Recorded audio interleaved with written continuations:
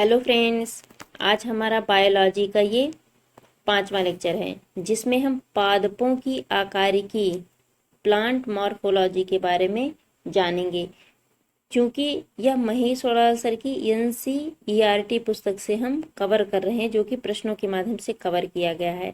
हम प्रश्नों को तो देखेंगे, लेकिन जहां आवश्यक हो कंसेप्ट को भी देखते हुए चलेंगे। पादपों की आकारिकी से लगभग सभी परीक्षाओं में एक न एक प्रश्न अवश्य आते हैं, तो हम प्रश्नों को तो देखेंगे, लेकिन जहां आवश्यकता पड़ेगी वहां कंसेप्ट को भी देखते हुए चलेंगे। इससे आपके एनसीईआरटी के प्रश्न तो तैयार होंगे ही, लेकिन जहां आवश्यक है कंसेप्ट को भी आप जान लेंगे, तो वो प्रश्न रटने की आवश्यकता नहीं होगी, आप लॉजिकल भी करके उस प्रश्न को सही कर सकते हैं। तो चलिए हम प्रश्नों को स्टार्ट करते हैं। अगर आप चैनल पर नए हैं तो सब्सक्राइब कर लीजिएगा। तो पहला प्रश्न है, पादपों में किस संरचना के द्वारा जल ऊपर चढ़ता है? जल ऊपर चढ़ता, ये कीवर्ड याद रखिएगा। किस संरचना के द्वारा पौधों में जल ऊपर की ओर चढ़ता है? तो वो है जाइलम के द्वारा पौधों में जल ऊपर की ओर चढ़ता है। जैसे पौधा है तो हम नीचे पानी देते हैं ना, चाहे छोटा वृक्ष हो चाहे बड़ा, तो वो जाइलम संरचना के द्वारा पौधों में पानी ऊपर की ओर चढ़ता है। तो आप इसको याद रखिएगा, जाइलम नीचे से पानी को ऊपर ले जाता है। आगे है, एक बीज किसके अभाव में अंकुरित हो सकता है? कोई बीज लीजिए आप, उसमें किस चीज का अभाव होगा जिससे वो अंकुरित हो जाएगा? तो वो है पर्याप्त प्रकाश।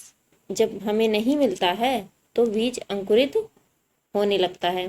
जैसे हम गांव में देखते हैं कि जब गेहूं हम बोते हैं, फिर हम खेत की जुताई करके उसको सपाट कर देते हैं, तो वहां पर्याप्त प्रकाश नहीं पहुंच पाता और गेहूं अंकुरित हो जाता है। और घर पे भी हम जैसे प्याज का बेरन हुआ या फिर धान का भी, हम सबसे पहले उसको भिगाते हैं, फिर गांव में ऐसी प्रक्रिया होती है, भिगाते हैं फिर इसको कहीं खुले या नमी वाली जगह पे रख के ऊपर से ढक देते हैं। तो जब पर्याप्त प्रकाश नहीं पहुंच पाता तो वो जल्दी अंकुरित हो जाता है और हम खेतों में उसको बुआई कर देते हैं। इससे जो पौधा है वो जल्दी उगाता है। तो जो भी किसी बीज का अंकुरण जहां पर्याप्त प्रकाश नहीं होगा वहां जल्दी होगा। आगे है, होगा प्रकाश संश्लेषण की दर किस प्रकाश में अधिक होती है? किसकी बात हो रही? दर की बात, रेट। जैसे सूर्य से हम 7 रंग प्रकाश प्राप्त करते हैं, जिसे हम विबगयोर भी कहते हैं, लेकिन जो लाल रंग है सूर्य का, उससे प्रकाश संश्लेषण की प्रक्रिया सबसे अधिक होती है। तो आप याद रखिएगा, लाल रंग प्रकाश संश्लेषण की क्रिया में सबसे अधिक भूमिका निभाता है और सबसे अधिक लाल रंग से ही प्रकाश संश्लेषण होता है। प्रकाश संश्लेषण शब्द कहीं भी आए तो आप याद रखिएगा कि वो पौधा या जीव अपना भोजन स्वयं बना रहा है और प्रकाश की सहायता से। आगे है, जीवाणुओं द्वारा नाइट्रेट को वायुमंडलीय नाइट्रोजन में परिवर्तित करने को जो करने की प्रक्रिया है क्या कहलाती है? कुछ जीवाणुओं द्वारा वायुमंडल में कितने % नाइट्रोजन पाया जाता है? तो वो है 78% वायुमंडल में नाइट्रोजन पाया जाता है, लेकिन हम सीधे इसे ग्रहण नहीं कर सकते हैं। हम सांस के द्वारा अगर 78% नाइट्रोजन ले रहे हैं तो उसको हम छोड़ भी देते हैं, पूरा का पूरा 78%। तो कुछ ऐसे वायुमंडल में जीवाणु पाए जाते हैं जो कुछ पौधों जैसे दलहनी फसलों की जड़ों में पाए जाते हैं, वायुमंडल से नाइट्रोजन लेते हैं और उसको नाइट्रेट में परिवर्तित करते हैं। फिर नाइट्रेट के द्वारा उस पौधे में नाइट्रोजन जाता है और उस मिट्टी में भी नाइट्रोजन की मात्रा बढ़ जाती है, जिससे उस मिट्टी में नाइट्रोजनी जो आवश्यकता होती है वो पूर्ण हो जाती है। इसीलिए कहा जाता है कि कुछ अल्टरनेट पर हमें दलहनी फसलों का उगाना चाहिए। तो फ्रेंड्स, इसमें कहा गया है कि विनाइट्रीकरण, कि हम नाइट्रोजन को चूंकि हम नाइट्रेट के रूप में ही ग्रहण कर सकते हैं, वायुमंडल में नाइट्रोजन मिलता है, तो अगर हम नाइट्रोजन का को नाइट्रेट में परिवर्तित कर दें तो वह कुछ बैक्टीरिया के द्वारा किया जाता है, नाइट्रोजन को नाइट्रेट में परिवर्तित किया जाता है। लेकिन कुछ बैक्टीरिया होते हैं जो मिट्टी में या पौधों की जड़ों में, जो मटर के दलहनी पौधे होते हैं उनकी जड़ों में नाइट्रेट के रूप में जब बनता है, नाइट्रोट को नाइट्रोजन में पुनः परिवर्तित करने की क्षमता रखते हैं।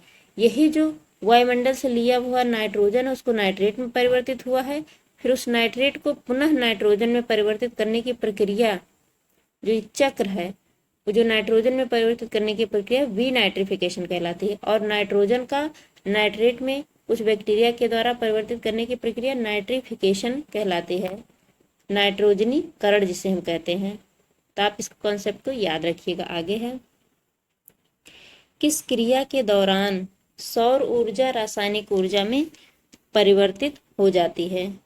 किस क्रिया के दौरान सौर ऊर्जा रासायनिक ऊर्जा में परिवर्तित होती है? तो वह प्रकाश संश्लेषण की क्रिया। जैसे कोई पौधा है, वहां प्रकाश की प्राप्ति कर रहा है, तो प्रकाश हमें सन मिलता है और हम कार्बन डाइऑक्साइड भी लेते हैं। तो प्रकाश की अनुपस्थिति में जो कार्बन डाइऑक्साइड है पौधा शोषण करता है, और जल के द्वारा जो H2O है, उसी जल से हम देखते हैं कि जो ऑक्सीजन होता है जल का, H2O, जो जल में ऑक्सीजन होता है, वही जल का ऑक्सीजन हमें पौधों के द्वारा ऑक्सीजन के रूप में प्राप्त होता है, ऑक्सीजन के 2 अणु के रूप में, ना कि कार्बन डाइऑक्साइड का जो 2 अणु है उसका ऑक्सीजन में प्राप्त होता है। तो आप इसको याद रखिएगा। तो कहीं ना कहीं आप देखिए रासायनिक क्रिया हो रही है ना, इसी रासायनिक क्रिया को हम प्रकाश संश्लेषण कहते हैं। चूंकि ये रासायनिक क्रिया है, तो रासायनिक क्रिया का ये होता है कि जो जल होता है उसी का ऑक्सीजन हम उपयोग में लाते हैं। आगे है, वृद्धि रोधक के रूप में क्या कार्य करते हैं? जैसे कोई पौधे की वृद्धि हो रही है, उसको रोकने का कार्य कर रहा है, तो वृद्धि रोधक के रूप में कार्य क्या करते हैं? एबिसिसिक, क्या है? एबिसिसिक अम्ल और इथाइलिन वृद्धि रोधक के रूप में कार्य करते हैं। वृद्धि रोधक मतलब रोकने का, कोई किसी चीज की वृद्धि हो रही है उसको रोकने का कार्य एबिसिसिक अम्ल और इथाइलिन करते हैं। जैसे हम देखते हैं ना, फ्रिज में कोई चीज रख देते हैं तो खराब कम होता है, उसमें वृद्धि रुक जाती है, उसकी क्रियाएं रुक जाती हैं, इसीलिए वह वस्तु उतनी जल्दी खराब नहीं होती है, तो वह वृद्धि रोधक कहलाती है। आगे है, पुष्पित पौधों के बीज किसके बने होते हैं? जो पुष्पित पौधे होते हैं उनके बीज किसके बने होते हैं? वे भ्रूण खाद्य संग्रह तथा आवरण के बने होते हैं। जो पुष्पित पौधे होते हैं वे भ्रूण खाद्य संग्रह तथा आवरण के बने होते हैं। तो आप इसको याद रखिएगा। जो पुष्पित पौधे होते हैं, जिसमें फूल वाले पौधे होते हैं, वो भ्रूण खाद्य संग्रह तथा आवरण से बने होते हैं। आगे है, प्रकाश संश्लेषण पादप की किस कोशिका का होता है? ये बहुत महत्वपूर्ण है कि जो प्रकाश संश्लेषण होता है पौधों में, वो कौन सी कोशिका है जो प्रकाश संश्लेषण की क्रिया करती है? तो वो है क्लोरोप्लास्ट में प्रकाश संश्लेषण की क्रिया होती है। जैसे कोई पत्ती है, पत्तियों से ही प्रकाश संश्लेषण होता है। जैसे हम देखते हैं ऐसे पत्ती है, तो जो प्रकाश संश्लेषण की क्रिया सभी कोशिकाओं के द्वारा नहीं होगी, पत्तियों में जो क्लोरोप्लास्ट पाया जाता है उसी के द्वारा प्रकाश संश्लेषण की क्रिया होती है। तो आप इसको याद रखिएगा, जो क्लोरोप्लास्ट कोशिका पाई जाती है उसी के द्वारा प्रकाश संश्लेषण की क्रिया पौधों में होती है। आगे है, यदि हम केंचुए अथवा जोंक पर नमक छिड़कते हैं तो वह क्यों मर जाते हैं? ये बहुत महत्वपूर्ण है। जैसे हम गांव में देखते हैं ना कि जानवरों को पहले बाहर चराया जाता था, तो जानवरों के पैरों में अक्सर जोंक लगा जाती थी, तो लोग घर पे लाते थे और अगर उसको छुड़ा दिए और छुड़ा के देखते थे, बचपने में सारे बच्चे उस पर नमक का प्रयोग करते थे, नमक डालते थे, तो उस जोंक से ब्लड निकलने लगता था और फिर वो जोंक मर जाती थी। तो यह जोंक क्यों मर जाती थी, इसका कारण पूछा। इस तरीके से केंचुए भी मर जाते हैं। तो इसमें बताया गया है कि अगर हम केंचुए और जोंक पर नमक छिड़कते हैं तो वो परासरण प्रघात के कारण उनकी मृत्यु हो जाती है, जिसे हम डिप्लाज्मोसिस कहते हैं। उसमें डिप्लाज्मोसिस हो जाता है, जिसके कारण केंचुए और जोंक पर नमक डालने से उनकी मृत्यु हो जाती है। आगे है, कौन सी फसल मिट्टी को अतिरिक्त नाइट्रोजन प्रदान करती है? वो है मटर, दलहनी।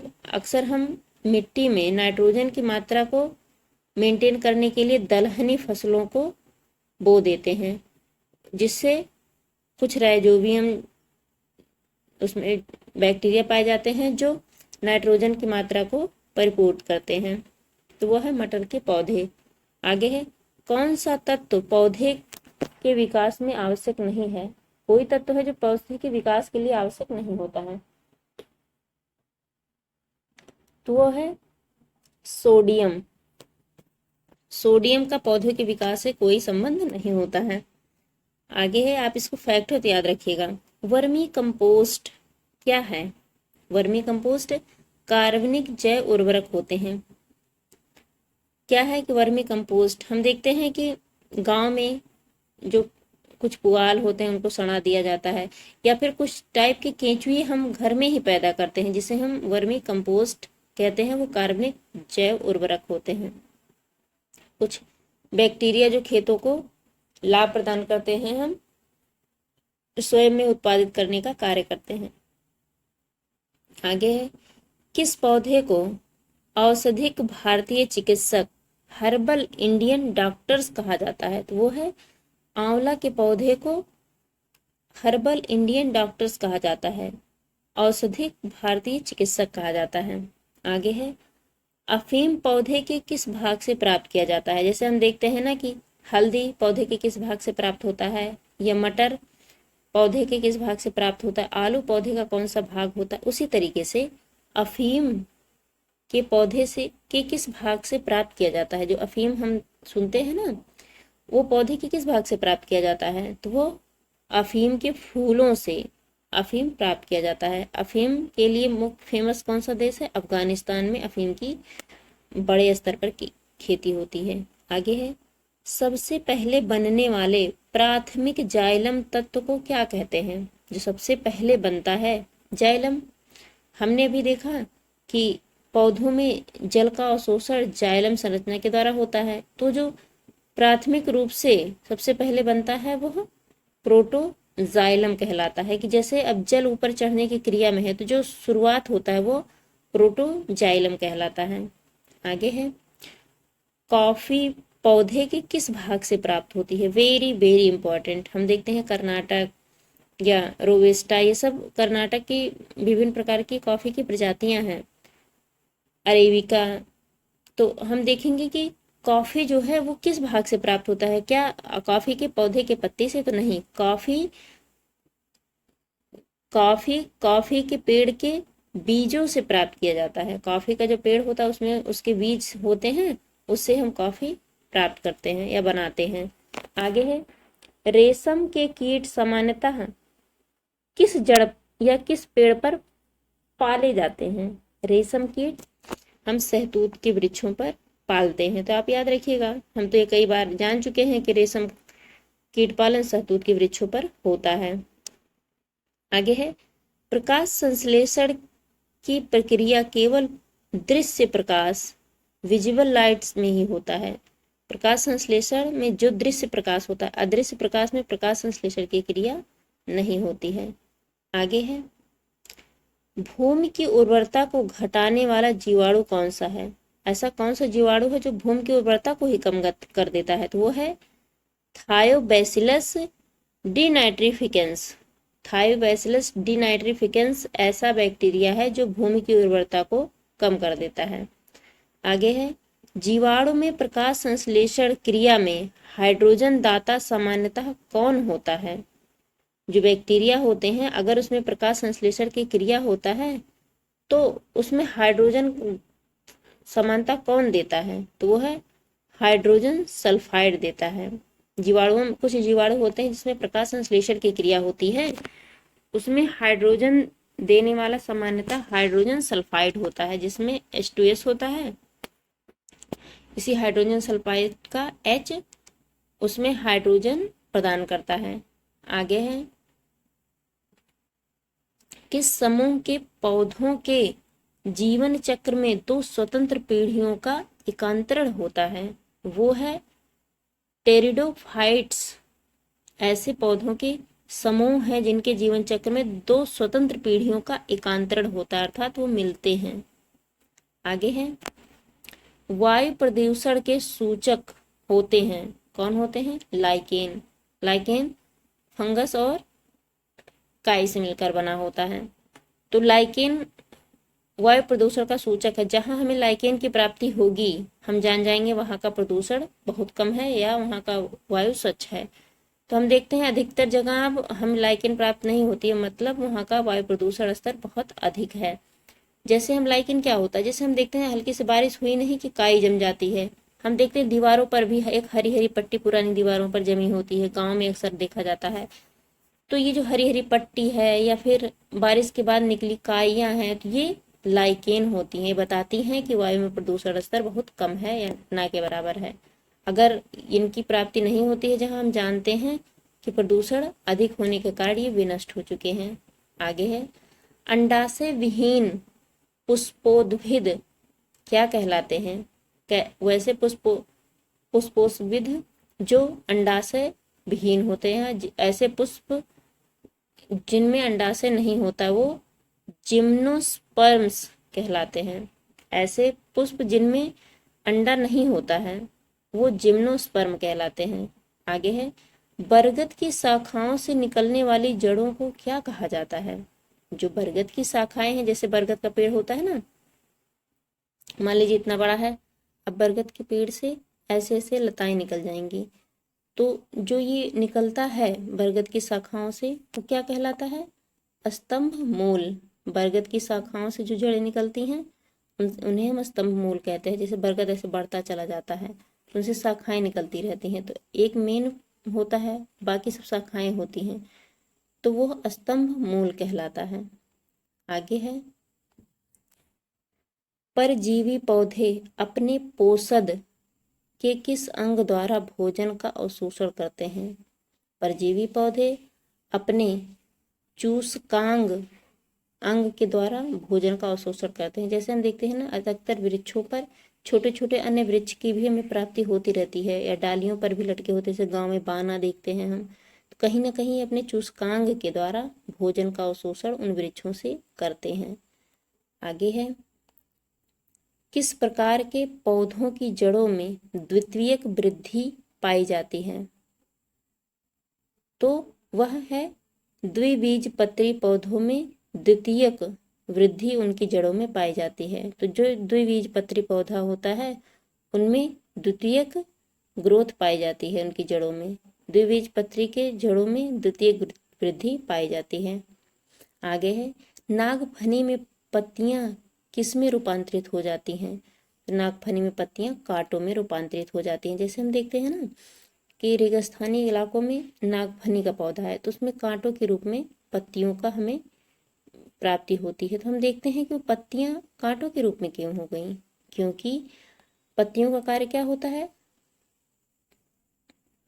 वाष्प का उत्सर्जन करना, प्रकाश संश्लेषण करना तो होता ही है, लेकिन वाष्प का वो उत्सर्जन करती रहती है। जितना पानी होता है पत्तियों के द्वारा ही बाहर निकलता है। तो पत्तियां अगर बड़ी होंगी तो पानी अधिक से अधिक निकलेगा, तो होगा यूं कि इस पौधे से पानी का अभाव हो जाएगा। क्योंकि जो मरुस्थलीय जमीन है उसमें ऑलरेडी पानी की कमी है। अगर पत्तियां इतनी तेजी से अपना पानी बाहर निकालने लगी तो पौधा तो खत्म ही हो जाएगा, विनष्ट ही हो जाएगा।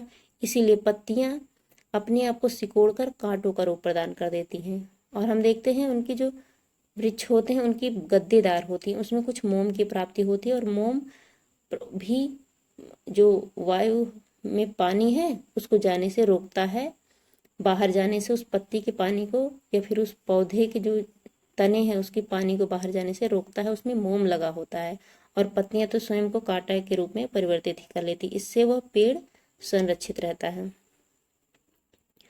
आगे है, गेहूं, धान एवं जौ में कैसी जड़ें पाई जाती हैं?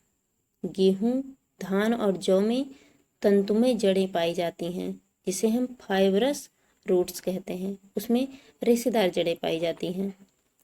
आगे है, रेशेदार जड़तंत्र में रेशेदार जड़तंत्र किन पौधों में पाया जाता है? वो है प्रायः एक बीज पत्री पौधों में रेशेदार जड़तंत्र मिलता है। रेशेदार जड़तंत्र ऐसा होता है जैसे रेशे के रूप में होता है, फाइबर्स के रूप में, तो वो एक बीज पत्री पौधों में पाया जाता है। आगे है, कौन सा मरुद्भिद पौधा उत्तर प्रदेश के मैदानी क्षेत्रों में पाया जाता है। वैसे तो मरुस्थलीय पौधा है, लेकिन उत्तर प्रदेश के मैदानी क्षेत्रों में पाया जाता है वो है एकेसिया। वो मैदानी क्षेत्रों में उत्तर प्रदेश के पाया जाता है। आगे है, पुष्प का सहायक अंग किसे कहा जाता है? पुष्प का सहायक अंग बाह्य दलपुंज एवं दलपुंज को कहा जाता है। पुष्प का सहायक अंग बाह्य दलपुंज होता है एवं दलपुंज होता है। आगे है, कुछ पादप के नाम लिखे गए हैं और उनके प्रयोग योग्य भाग बताए गए हैं कि उनका कौन सा भाग हम प्रयोग में लाते हैं। जैसे लहसुन और प्याज का कौन सा भाग हम प्रयोग में लाते हैं, तो वो है सल्ककंद। जैसे लहसुन की जो कलियां होती हैं और प्याज का जो भाग हम खाते हैं वो सल्ककंद कहलाता है, उसका सल्ककंद भाग खाते हैं। वहीं हल्दी और अदरक का हम प्रकंद खाते हैं, जिसे हम राइजोम कहते हैं। वहीं अरबी और जिमीकंद का हम घनकंद या कार्म खाते हैं। वहीं आलू, वेरी इंपॉर्टेंट, आलू का हम कंद खाते हैं या स्तंभ कंद खाते हैं, जिसे हम ट्यूबर भी कहते हैं। तो हम देखे हैं कि कुछ पौधे हैं जिनका हम भाग प्रयोग में लाते हैं। तो याद रखिएगा कि लहसुन प्याज का सल्ककंद, हल्दी अदरक का प्रकंद, अरबी जिमीकंद का घनकंद और आलू का कंद या स्तंभ कंद हम प्रयोग में लाते हैं। आगे है, हार्मोन्स विकर से भिन्न है। क्यों? क्योंकि हार्मोन्स उपापचयी क्रियाओं में पूर्णतः प्रयुक्त होते हैं, जबकि विकर प्रयुक्त नहीं होते। उपापचयी क्रियाएं मतलब जो मेटाबॉलिज्म प्रक्रिया होती है कि पचाना, खाना पचाना, ये सब हार्मोन्स कार्य करते हैं। आगे है, जीवाणु में प्रकाश संश्लेषण उच्च पादपों से भिन्न होता है। जो जीवाणु होते हैं उनमें प्रकाश संश्लेषण उच्च पादपों से भिन्न होता है। क्योंकि ऑक्सीजन का निष्कासन जीवाणुओं में नहीं होता। जैसे हम देखते हैं कुछ जीवाणु, प्रकाश संश्लेषण से हमें समझ जाना चाहिए कि वह अपना भोजन स्वयं बना रहा है, लेकिन जीवाणु अपना भोजन स्वयं तो बनाते हैं, लेकिन ये नहीं कि भोजन बना रहे हैं, प्रकाश संश्लेषण कर रहे हैं तो ऑक्सीजन उत्पन्न नहीं करेंगे, नहीं। तो वहीं पौधे प्रकाश संश्लेषण करते हैं, ऑक्सीजन उत्पन्न करते हैं, जबकि जो जीवाणु या बैक्टीरिया प्रकाश संश्लेषण करते हैं वो ऑक्सीजन का निष्कासन नहीं करते हैं। याद रखिएगा। आगे है, प्याज किसका परिवर्धित रूप है? प्याज तने का परिवर्धित रूप है और प्याज का हम सल्ककंद खाते हैं या तना खाते हैं। जैसे प्याज ये है, उसी तना ऐसे उसका फूल जाता है नीचे का पार्ट और हम खाने योग्य बना देते हैं। हम देखेंगे जितने परतें यहाँ होती हैं उतनी परतें उसके तने में होती हैं, तो उसका तना ही होता है। प्याज का वो खाया जाने वाला भाग तना ही होता है, जिसे हम विज्ञान की भाषा में सल्ककंद या बल्ब कहते हैं। बल्ब की तरह होता है ना, जैसे बल्ब ऐसे बनाया जाता है, ऐसे ऐसे ऐसे प्याज भी होता है। तो फ्रेंड्स, हमारा ये पादप आकारिकी से संबंधित एक छोटा सा लेक्चर था। वैसे तो ये लेक्चर बहुत छोटा है लेकिन बहुत इंपॉर्टेंट है, क्योंकि इसके प्रश्न आते हैं। जैसे जाइलम का हम देखें, प्रकाश का लाल विनाइट्रिफिकेशन, प्रकाश संश्लेषण, ये सभी परीक्षाओं में लगभग कहीं ना कहीं एक न एक प्रश्न जरूर पूछे जाते हैं। चूंकि एनसीईआरटी को हम कवर कर रहे हैं तो एनसीईआरटी तो अपने आप में ही बहुत महत्वपूर्ण होता है ना। एनसीईआरटी के प्रश्न आप हल कर लीजिए तो समझ लीजिए कि आप सबसे इम्पोर्टेंट बुक पढ़ चुके हैं। तो आप इस लेक्चर को रिवाइज कर लीजिएगा, तो इससे संबंधित आपके प्रश्न गलत नहीं होंगे। और ये सब फैक्चुअल चीज़ें होती हैं थोड़े कॉन्सेप्ट के साथ। अगर आप इसको रिवाइज कर लेंगे तो आपको नहीं भूलेगा। इस लेक्चर को हम यही समाप्त करते हैं। Thank you very much.